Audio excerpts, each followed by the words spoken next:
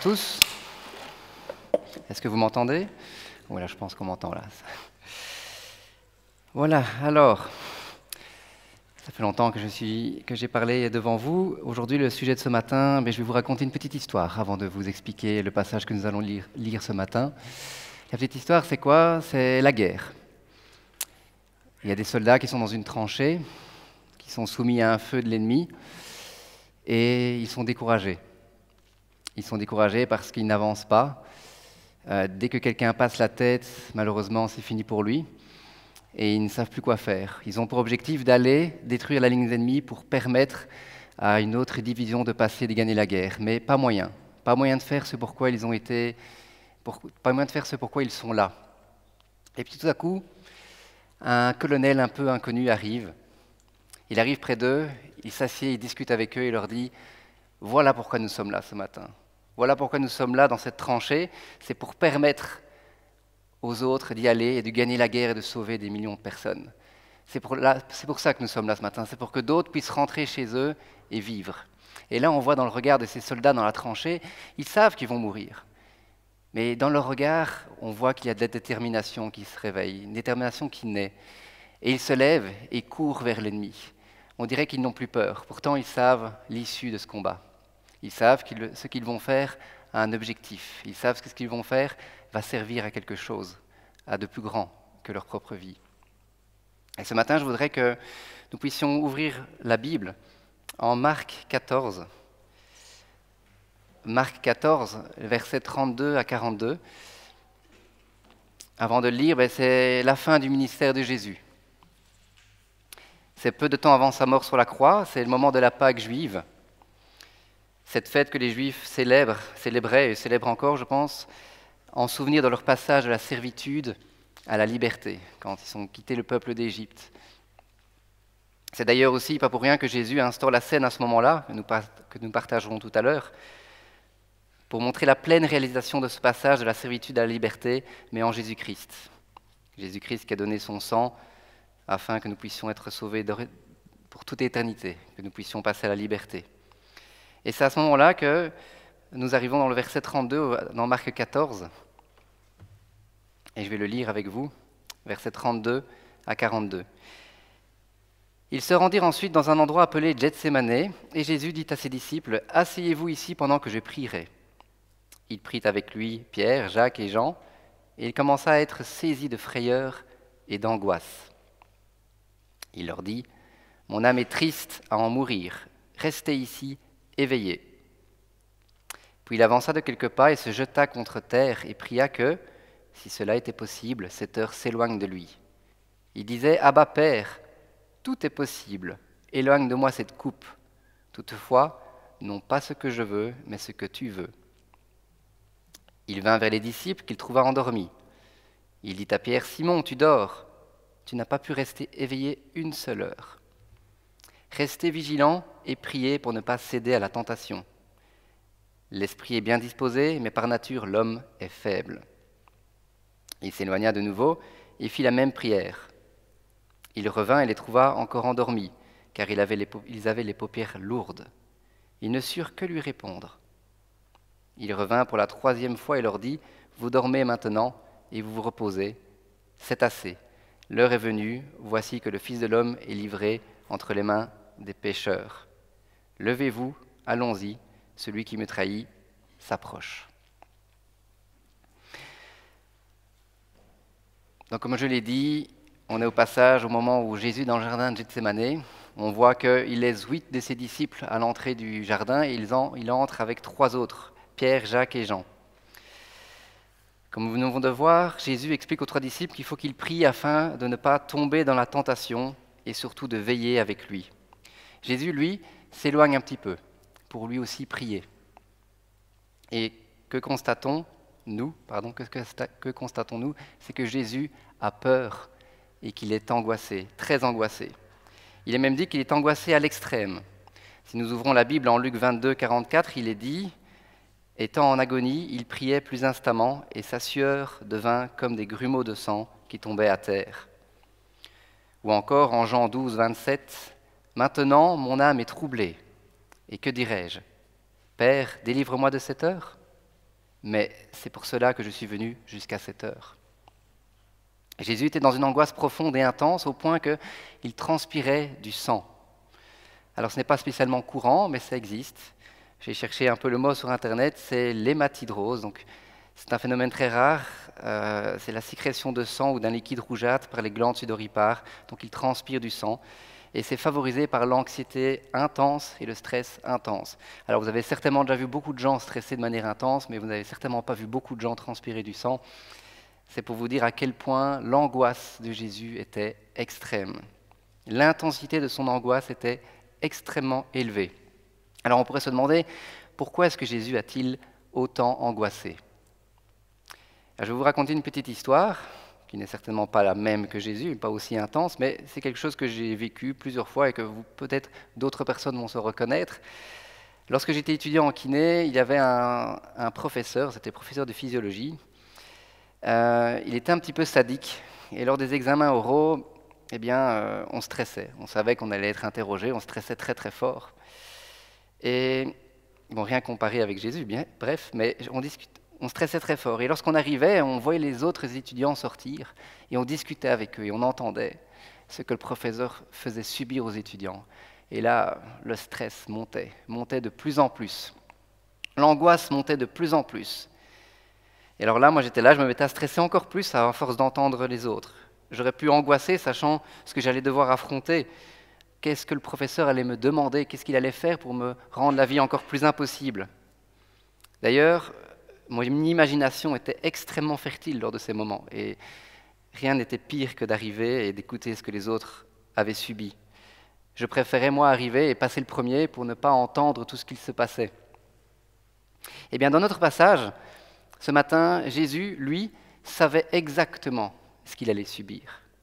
Il savait exactement ce qu'il allait devoir vivre. Il était là dans le jardin, pensant et sachant exactement ce qu'il allait subir. Finalement, ce qui l'attendait était terriblement horrible. Il n'aurait pas pu imaginer quelque chose de pire que ce qu'il allait subir. Tout ce qu'il pensait, tout ce qu'il savait, tout ce qu'il voyait de ce qui allait lui arriver était le paroxysme de l'angoisse pour lui. Il savait qu'on allait se moquer de lui, qu'on allait cracher sur lui. Il savait qu'on allait le frapper, le torturer, en le fouettant et plus encore. Il savait qu'on allait lui clouer les mains, les pieds. Il savait qu'il allait être suffoqué sur cette croix, qu'il allait même être rempli d'eau dans les poumons au point de mourir asphyxié sur cette croix. Mais encore, il savait, et bien plus encore grave, qu'il allait porter le poids de nos péchés, de toutes les personnes sur terre. Qu'il allait être séparé de Dieu, de son Père, du Saint-Esprit. Que pendant ce laps de temps, il allait être abandonné sur cette croix. Qu'il allait vivre cette séparation avec le Père. Une douleur qui est beaucoup plus intense que ce que nous pouvons comprendre, que ce que nous pouvons imaginer. Car Jésus est Dieu.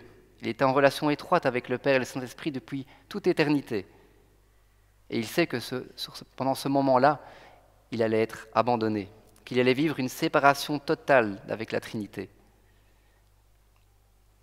Une douleur que l'on pourrait qualifier de viscérale pour nous, qui vient du plus profond de notre être. Un peu comme le fait de devenir orphelin, mais je pourrais imaginer que c'est pire pour Jésus. Et donc dans ce jardin, Jésus angoisse parce qu'il entrevoit toutes ces douleurs qu'il allait subir. Physiques, émotionnelles, viscérales et autres. Que faire dans ce genre de situation angoissante? Prenons exemple sur Jésus. Que fait Jésus à ce moment-là, lorsqu'il angoisse? Il fait la seule chose à faire face à ce type d'angoisse, d'adversité, c'est de prier. De demander, il demande à ses disciples de prier pour lui, et il va prier auprès du Père. Lorsque nous relisons Jean 12, 27, il est dit « Maintenant mon âme est troublée, et que dirai-je? Père, délivre-moi de cette heure. » Mais c'est pour cela que je suis venu jusqu'à cette heure. En lisant ce passage, je voudrais juste insister sur le fait que ce n'est pas parce que Jésus est Dieu que la perspective de souffrir comme il a souffert le réjouissait. Et certainement pas qu'il avait envie de vivre ce moment. Mais, comme il est dit, c'est pour cela que je suis venu jusqu'à cette heure. Quel amour pour nous. Et nous, dans nos vies, lorsque nous angoissons, lorsque nous sommes stressés, que nous sommes devant une situation à vivre qui est difficile, quel est notre réflexe? Personnellement, ça m'arrive de me plaindre d'abord. Ou alors je cède pas à l'angoisse, je n'angoisse pas vraiment, mais je cède au stress et j'accumule. J'en parle à ma femme, mais ce n'est pas mon premier réflexe forcément de prier. Et ça, ce n'est pas forcément une bonne chose. Jésus, face à l'angoisse, lui, a choisi la prière et celle de ses proches. Encore une fois, nous pouvons tirer exemple de Jésus de l'exemple suprême. Face à l'angoisse, le stress, face à une épreuve à venir ou autre, plutôt que de se plaindre, plutôt que de stresser, de subir dans la dépression et autres, il demande à ses disciples de prier et il lui prie le Père. Nous, on a tendance à dire « Pourquoi ça m'arrive à moi ? Ça va être dur, on se plaint, on se morfond. » Non, face à la venue imminente de l'épreuve, plutôt que de rester dans l'angoisse et de commencer à se plaindre, Jésus demande de l'aide à ses disciples et à Dieu. Jésus, lui, va s'isoler un peu plus loin et il prie, il demande au Père, comme nous l'avons lu, s'il y a une autre solution. Pas qu'il ne veut pas faire ce que Dieu a demandé, non, il demande s'il y a une autre solution. Quelle serait la bienvenue, plutôt que des souffrances. Mais il ne renonce pas au plan que Dieu a prévu, s'il n'y a pas d'autre moyen. Il ne renonce pas car c'est précisément pour cette heure-là qu'il est venu. Jésus accepte la décision du Père. Et il prie alors pour avoir le soutien de son Père. Et qu'est-ce que nous constatons ? Dans un autre passage de la Bible, en Luc 22, 43, il est dit qu'un ange venu du ciel le fortifia. Jésus reçoit le soutien de son Père. Jésus ne reste pas sans réponse de Dieu. Dieu ne laisse pas une prière sincère sans réponse. Une vraie prière, Dieu répond.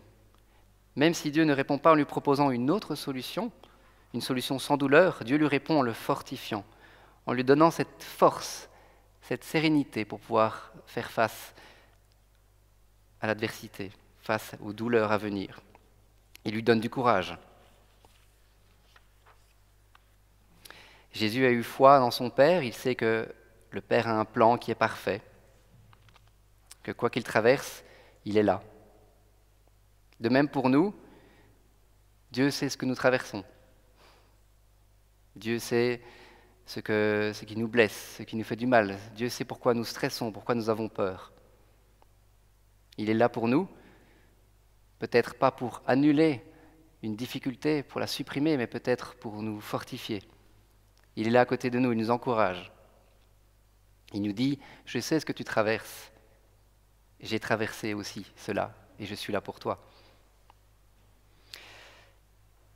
J'ai déjà entendu, et je l'ai déjà moi-même dit, Dieu ne répond pas à ma demande. Je prie, pourtant, je n'entends pas Dieu me répondre. Alors la question qu'on pourrait se poser, est-ce que je prie de la bonne façon ? Est-ce bien prier lorsque nous disons à Dieu ce qu'il doit faire ? Dieu, supprime-moi ça. Est-ce bien une prière lorsqu'on dit à Dieu qu'il doit faire ceci ou cela précisément ? Nous y mettons peut-être les formes. « Oh Seigneur, pourrais-tu demain faire en sorte que telle personne, elle s'excuse et tout comme ça, tout est terminé, je ne dois pas affronter son regard ?» On dit « S'il te plaît, est-ce que tu voudrais bien ceci ou cela ?» Mais est-ce bien une prière ?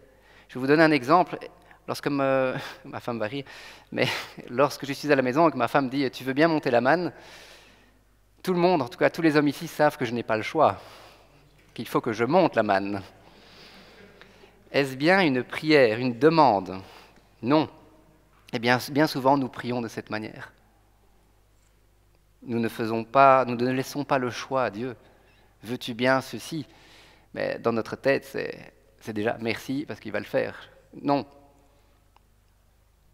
Ne manquons-nous pas de foi en Dieu en disant à Dieu ce qu'il doit faire, comme si nous savions mieux que lui ce qui est bon pour nous ou ce qu'il nous faut.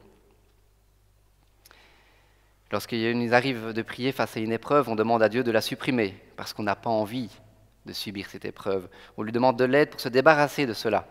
Mais peut-être que Dieu veut que nous passions par cette épreuve. Je reprends l'exemple de Tim ce matin, de Silas et de Paul. Ils voulaient aller ailleurs, Dieu a dit non, va là-bas. Et que se passe-t-il ? Ils vont en prison. Dieu a voulu qu'ils passent par cette épreuve. Pourquoi ? Pour que la famille puisse convertir et que ça puisse toucher d'autres personnes. Les épreuves sont aussi quelque chose qui sert à glorifier Dieu. Dans certains cas, une épreuve peut nous apprendre des choses, peut nous aider à grandir spirituellement, peut permettre à d'autres de croire en Dieu, d'évangéliser et autres. C'est pourquoi lorsque nous prions d'annuler cette épreuve, il nous arrive de nous sentir seuls, parce que nous ne demandons pas à Dieu ce que lui veut. Et finalement, nous nous retrouvons face à l'épreuve seuls, entre guillemets, parce que nous n'avons pas demandé à Dieu de nous aider, nous avons demandé à Dieu de la supprimer. Demandons plutôt à Dieu, oui, certes, je n'ai pas envie de vivre cette épreuve. Est-ce qu'il y a moyen? Mais s'il n'y a pas moyen, prions comme Jésus, j'accepte, mais aide-moi à la traverser, Seigneur. Dieu sait tout, il le sait, il l'a permis en fonction de nos forces. Il est dit en 1 Corinthiens 10, 13, « Aucune épreuve ne vous est survenue qui n'ait été humaine. Or Dieu est digne de confiance. Dieu est digne de confiance. Il ne permettra pas que vous soyez mis à l'épreuve au-delà de vos forces. Avec l'épreuve, il ménagera aussi une issue pour que vous puissiez la supporter. » Ayons foi en Dieu, et au lieu de demander de la supprimer, acceptons de passer à travers le feu en sachant qu'il est là avec nous, tout comme Daniel dans la fournaise ardente. Dieu répondra à une prière sincère, une prière qui demande son aide lors des difficultés. Apprenons donc à prier, et je le dis pour moi aussi, correctement. Ne nous laissons pas forcément influencer aussi par tous ces prédicateurs sur Internet qui proclament que Dieu va faire cela dans ta vie. Que si nous le croyons très fort, que nous crions plus fort, que Dieu va le faire. Ou ces écoles de guérison, soi-disant, qui disent par Dieu, je te dis, tu vas guérir. Nous ne pouvons pas prendre la place de Dieu et prendre des décisions à sa place. D'ailleurs, toutes ces choses que nous voyons sur Internet parlent d'elles-mêmes. Ces écoles de guérison ne guérissent personne, ou peu. Car ces personnes ne laissent pas le choix à Dieu. Dieu a pourtant le choix. Et nous constatons que Dieu ne guérit pas forcément ces gens dans ces écoles. Si Dieu veut guérir quelqu'un, il le fera à sa propre manière. Et en son temps, peut-être à travers nos prières, peut-être sans même notre intervention. Dieu fait ce qu'il veut, il est souverain. Ce que nous pouvons regarder aussi, c'est lorsqu'un prédicateur parle et autres, est-ce que ça suscite de l'admiration pour lui ou est-ce que ça glorifie Dieu? Si vous répondez à la première, par la positive, c'est qu'il ne parle pas de la part de Dieu. Apprenons donc à prier correctement en demandant la volonté de Dieu pour la situation que nous vivons. N'essayons pas d'imposer notre propre volonté. De toute façon, nous n'y parviendrons pas à imposer notre volonté à Dieu. Par contre, comme Jésus l'a fait, nous pouvons exposer notre volonté à Dieu, lui dire « j'aimerais ne pas subir cette épreuve, j'aimerais passer par un moment plus facile, mais Seigneur, je suis prêt à faire ce que tu me demandes, je suis prêt à faire ce que tu veux pour moi. » Que constatons-nous aussi dans ce passage, c'est que Jésus demande aussi à ses frères de prier avec lui. Même si dans notre passage, nous constatons que la chair est faible, il l'est dit, ses disciples tombent dans le sommeil. Ses disciples n'ont pas été très performants. Mais aujourd'hui, nos frères et sœurs en Christ, nous sommes remplis de l'Esprit Saint. Nous serons donc d'une plus grande aide que l'ont été les disciples. Nos frères et sœurs en Christ sont aussi les personnes qui vont nous aider à nous fortifier lorsque nous traversons une épreuve ou autre, à nous encourager. Il est donc important de ne pas nous isoler dans notre communauté. En effet, si nous ne disons rien, si quand le dimanche matin on croise quelqu'un, on dit « Ah, ça va? Oui, super, j'ai la pêche », alors que ça ne va pas, comment nos frères et sœurs pourront-ils prier pour nous? À moins que Dieu nous révèle quelque chose à propos de cette personne, nous risquons de nous retrouver isolés, seuls, sans personne qui prie pour nous. Ici, Jésus va près de ses disciples et demande qu'ils prient. Faisons donc de même en demandant de l'aide à nos frères et sœurs en Christ. Nous sommes une famille, et une famille prend soin les uns des autres. J'aimerais relever un autre point aussi important dans la prière que nous pouvons constater de Jésus dans ce passage, c'est la persévérance de Jésus. Jésus répète sa prière jusqu'à ce qu'il obtienne une réponse de Dieu, mais une prière sincère, comme je l'ai dit. Jésus est prêt à accepter une réponse positive comme une réponse négative de Dieu, ou une autre réponse encore. Dieu ne répond pas forcément toujours de la façon dont nous voulons. Dans ce passage, à 3 reprises, il prie. En effet, Jésus était angoissé à en mourir, et après son passage dans le jardin, qu'est-ce qu'on constate? Jésus va mieux, complètement serein. Il est prêt. Qu'a-t-il fait? Il n'a pas seulement prié, il a prié avec persévérance. Il est dit qu'à 3 reprises, il répéta les mêmes paroles. Tout comme le passage où Jésus est tenté par Satan au désert, Jésus répond par 3 fois par la parole de Dieu. Ici, par 3 fois, Jésus répond à ce combat qu'il vit par la prière. Prière qu'il adresse à son Père. Lors de la prière, il ne regarde pas Satan et toute l'horreur qui va se dresser devant lui. Il en est tout à fait conscient. Et c'est pourquoi il est angoissé. Mais il se focalise sur sa confiance en son Père et sur le rôle qu'il doit accomplir pour nous. Ne nous arrive-t-il pas souvent de prier et à peine le lendemain, nous sommes déjà en train de nous dire « Dieu n'a pas répondu » ? Dieu nous a-t-il abandonnés ? On abandonne vite les bras, on baisse vite les bras. Jésus ici, lui, ne baisse pas les bras, il est persévérant. J'ai envie de dire ici que dans le passage où Jésus est persévérant, c'est mon avis personnel, mais j'ai l'impression que c'est le passage de toute la victoire de Christ sur la croix. J'ai l'impression que c'est à ce moment précis que Jésus est devenu vainqueur. C'est un petit peu, je vais vous donner, imaginez, je vais vous mettre une image par rapport à ça. Imaginez que je suis en train de courir un marathon. Je ne cours pas, donc un marathon c'est déjà très difficile pour moi. Il reste 2-3 kilomètres. Tous les autres participants ont abandonné. Théoriquement j'ai gagné, mais là j'en peux plus, j'ai plus de force. Je tombe par terre, j'arrive plus à courir, mon cœur ne ralentit plus, j'ai plus d'énergie, j'ai trop transpiré, j'ai plus d'eau, il n'y a plus rien qui va. Et là, tout se passe dans la tête, c'est purement mental. À ce moment précis, j'ai une décision à prendre. Soit j'arrête, soit je continue. Et tout d'un coup, là, on voit dans mes yeux cette résolution. Il y a comme un feu dans mes yeux. Je dis, je continue. Et là, les gens autour, ils se disaient, mais non, il ne va plus se lever, c'est plus possible. Et là, les gens regardent et voient cette détermination dans le regard. Ça y est, il a gagné. On le voit se lever, on me voit me lever, recommencer à courir. Eh bien, il reste 3 kilomètres, on voit que j'ai du mal, mais les gens savent que ça y est, c'est gagné. Cette résolution est prise. Même si je n'ai pas encore passé la ligne d'arrivée, j'ai gagné. On pourrait se poser une question par rapport à l'exemple que je viens de donner. Quelle aurait été ma victoire si j'avais terminé la course en rampant et en hurlant de douleur? Vous savez, j'avance comme ça et je pleure comme un bébé tout le long du dernier kilomètre. Est-ce que les premières pages du journal auraient été mis « Belle victoire » ?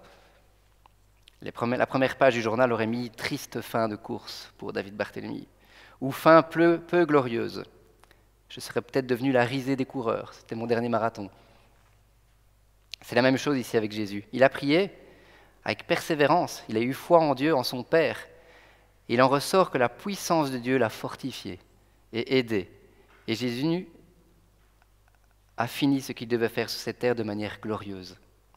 Il a été fort, il a été serein. Quand il retourne près de ses disciples, ça y est, l'heure est venue. Il est serein, il n'a plus peur, il n'est plus angoissé. Jésus a été digne. Il a certainement pleuré lors de la torture. Peut-être, peut-être pas. Rempli de douleur. Mais il a pris cette croix. Il a avancé vers le mont de Golgotha en la portant. Il a avancé vers son dernier supplice avec le peu de force qui lui restait. On voit ici que la prière, mise en relation avec sa foi et la puissance de Dieu, a été quelque chose qui lui a fortifié, qui lui a donné toute la force nécessaire pour aller jusqu'à la fin. Il était angoissé à l'extrême, et puis il était serein, confiant et déterminé. Lorsque nous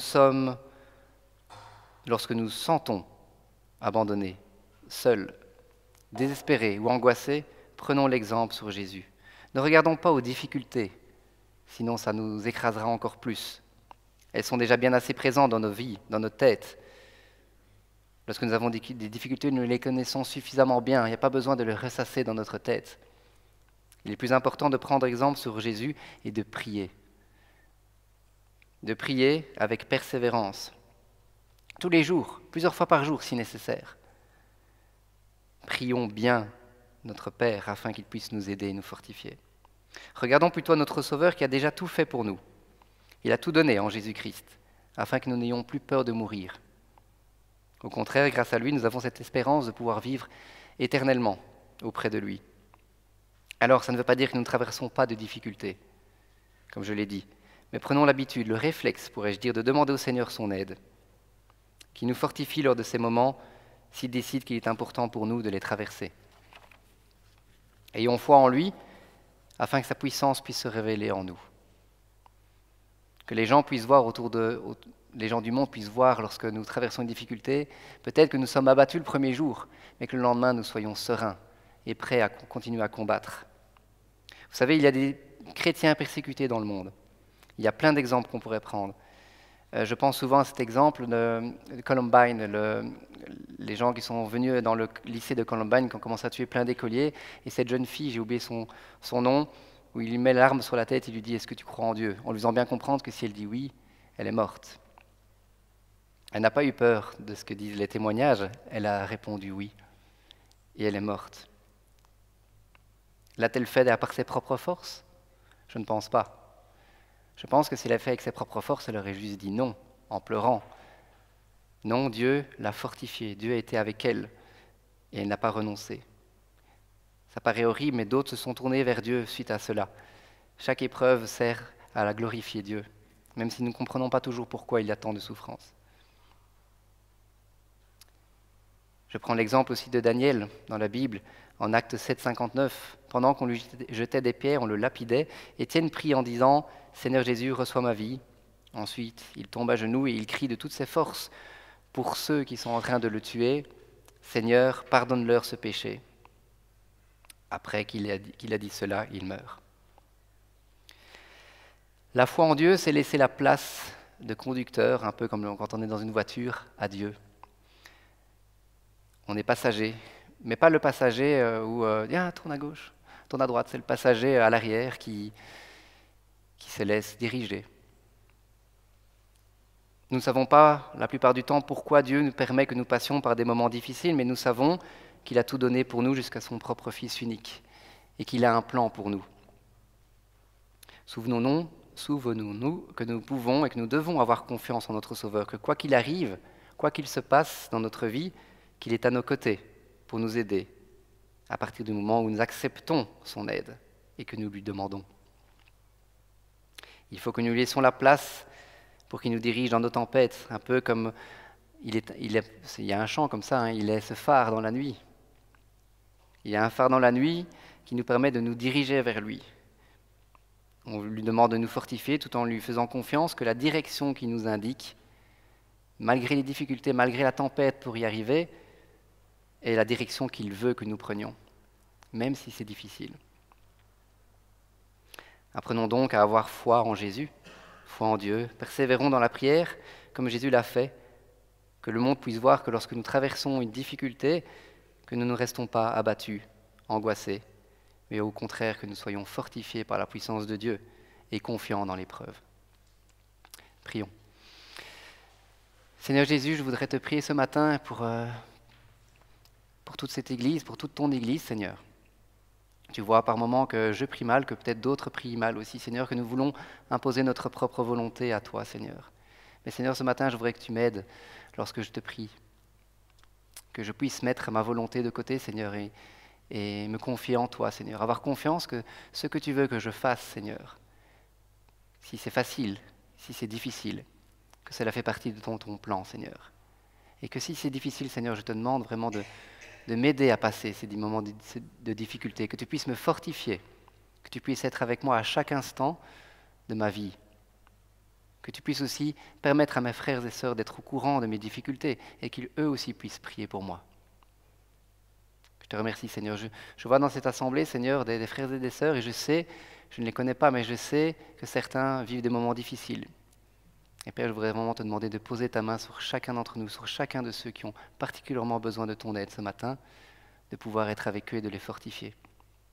Qu'ils puissent avoir foi, que nous puissions tous avoir foi en toi, que ces moments difficiles sont prévus, que ces moments difficiles sont permis, mais que tu es là et que rien n'est au-dessus de nos forces, parce que tu es avec nous. Je te rends gloire, Seigneur Jésus. Amen.